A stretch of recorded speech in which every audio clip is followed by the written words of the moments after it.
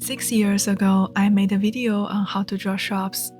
I drew 2 little rounded shrubs using just a couple of markers and a pen. Today, I'm redoing that drawing but taking it in a new direction. This time it's going to be freehand and more colorful. Let me know in the comments which version you like better. Hello everyone, welcome back to my channel. My name is Aimian. In this video, we're going to learn how to draw a set of small shrub plants using a pen and markers. I really love drawing plants and trees in a loose, simple way. It helps me relax and appreciate the little things. To make it easy to follow along, I have put together a simple guide you can download for free on my website at aimianart.com. It includes tips on line work and composition. You can print it out and do some tracing practice on the 50% gray version next to the full line work. It's a low-pressure way to get familiar with how the marks and the strokes feel before you dive in and make your own. If you're enjoying this drawing and want to explore more, I have created a second tutorial with a more complex set of shrubs and trees. If that sounds like something you love, consider joining my Patreon. A quick rundown on our supplies. You can find everything in the description box below the video. For the pen, I'm going with my all-time favorite, the Lamy Safari fountain pen. For this drawing, I'm using the extra fine nib. For ink, I'm still using carbon ink, this brand specifically. For marker colors, I recommend having at least 3 shades of green, 2 shades of pink, and 1 light yellow. If you want your drawing to look more colorful, grab 1 light blue, 1 light purple, and 1 medium orange-brown. But those are totally optional, feel free to use what you have. About the brainstorm stage, whenever I walk past by a nice little shrub, I always get the urge to draw it. So I went to different places and took photos of different shrubs for inspiration. Then I browsed online to find some flowers I thought would pair nicely with the drawing. From there, I started sketching some basic concepts. Then did some repeat practice until I created one I really liked. First, we're going to use a pencil to sketch a basic outline. I'm sketching 3 circles, all in different sizes, with the bottom flattened out. The center one will be the focal point, and each one sits at a slightly different height. By the way, the worksheet I mentioned at the beginning of the video summarizes all of this, so it's easier to draw along with me without stopping to take notes. Don't make your drawing too small. Mine is about 4 by 6 inches, which is a great postcard size. But the real reason to be mindful of size is that if you go too small, it becomes much harder to use a marker to glide across the paper to create a light shade. I decided to add a lilac-like plants in the back to bring in some vertical movement.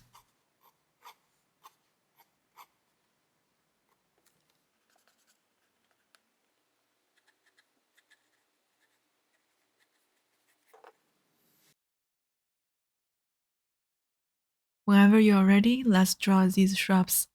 Before we jump into this part, I recommend practicing your marks on a draft paper first. Do it as many times as you like to build up some muscle memory, so when you are drawing, you won't hesitate as much, and your lines will flow more naturally. I have all the mark types listed on the free worksheet as well. Start from left to right, so your hand doesn't smudge the ink. I like to begin with a focal point object first, while I still have the most focus and energy. I'm drawing these pointy leaf-shaped marks to outline the shape of the shrub. I do move a little fast, so my lines look loose and natural, rather than stiff and even. I do pause quite a bit between each small section, just to think about what I want to draw next. Each leaf doesn't need to be completely different. Just combine 2 to 5 of the marks you just practiced at different angles and put them together. That way there's enough of a pattern to feel cohesive, but enough variety to look organic and natural. On the shadow side, I'm drawing more marks to increase the density, which naturally makes it part of the shadow's darker value.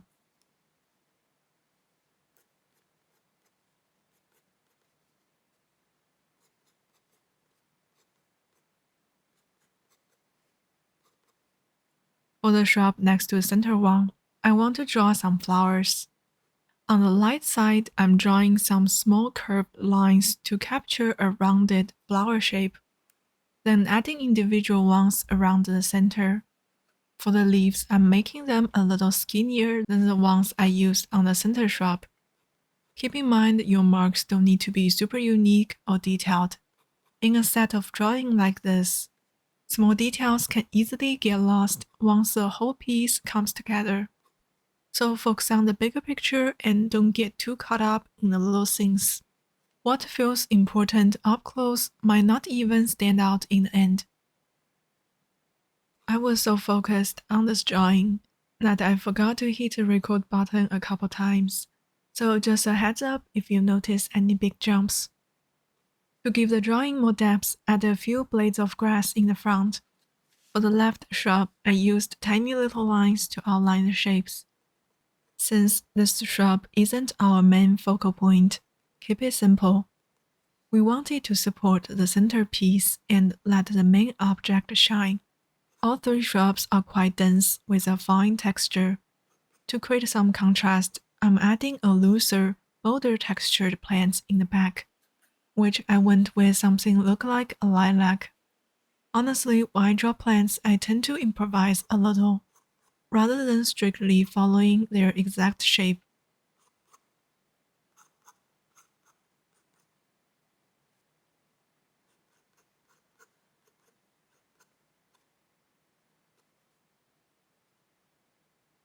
The right side of the drawing was feeling a bit heavy, so to balance it out, I'm adding a couple of branches of random leaves on the left side. I will also be adding a couple of butterflies on the left side a little later. Now we've finished the outline. Don't erase your pencil just yet. Give it at least 5 minutes to dry. Grab some water to stay hydrated and take a short break. Then we will color it together.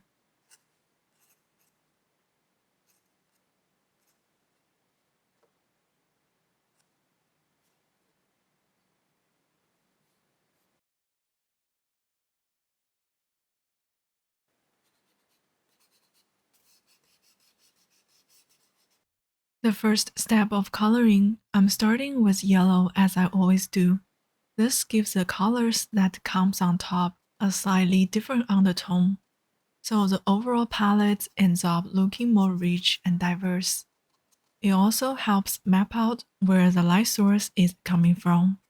Just keep that in mind as you go. Now we will start with the lightest green you have.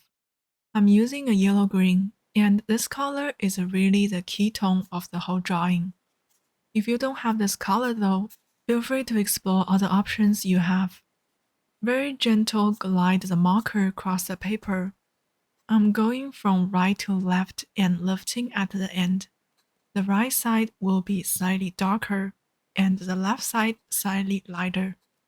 Be careful around the edges and try not to go too far outside of the outline. A little bit is totally fine, but if too much ink escapes the outline, it can affect the clarity of each object. Now on the shadow side of the shrub, I'm dabbing some small marks to layer more ink and gradually build volume. Notice the whole time the way how I hold my marker is different from how I hold the fountain pen at the beginning. I don't really know how to describe it. It is a different angle. For the surrounding ground area, I'm drawing some bold strokes as a filler for the foreground. I'm also using the same color on the leaves of the lilac. Now if you want your drawing to be more colorful, you can grab a light blue and a light purple to add some cool light. Blue and purple helps add a little cool tone to the shadows.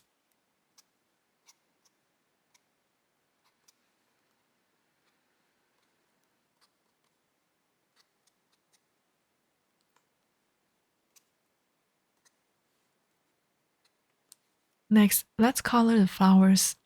There is really no specific technique for what strokes to use. One important thing is that I leave some white space around the light side of the lilac. and also some white space among the flowers on the shrub.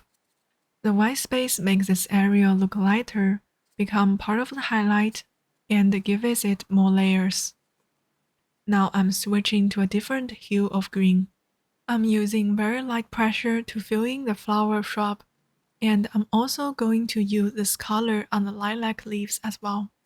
But I won't cover the previous yellow-green colors completely, so the two colors together create a slightly new tone of green. The process of drawing can be really magical. When I first started drafting this piece, I struggled with both the colors and the line work. I practiced over and over, slowly getting closer to the vision I had. There was a point where when I took a nap, I literally dreamed of line work, colorful designs appearing in my head, vivid and beautiful. I guess that's what consistent practice does. It builds muscle memory so deep that your brain starts making connections even when you are resting. So please don't rush and don't get discouraged. Enjoying the journey as a whole, not just the destination. When I woke up from the colorful dream, I felt very inspired. With more practice, and eventually I arrived at this version that I really love.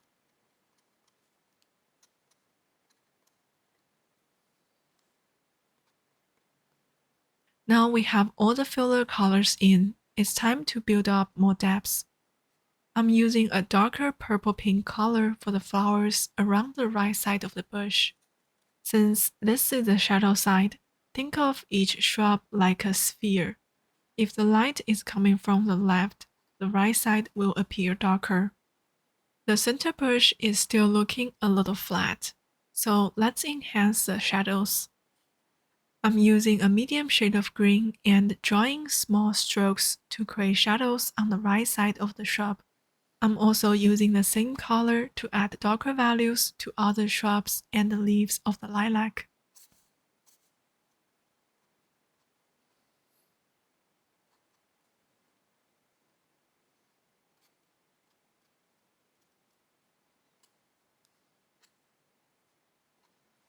After adding the green color, the shrubs already have a lot more volume. However, the overall drawing right now is leaning a little towards the cool tone side, which is completely okay if that's a look you like. I personally want to make it a bit warmer, so I'm grabbing a warm brown color to add a few dots on the center shrub, kind of showing some brown leaves and little imperfections. I'm also adding a bit of color on the ground, like part of the dirt. It might feel a little messy, but in a good way. Now we have volume and depth, but all the shadow areas look a bit too even. We need more contrast. To enhance that, I'm bringing in a much darker green, but just a little bit. I'm adding a few dots at the bottom each shrub and some between the edges, clarify the shapes. Now the drawing stands out so much more. Before we continue adding small details, I'm going to draw two butterflies on the left side. The wings of the butterfly are really simple. They are honestly just like the leaf marks we drew on the shrub.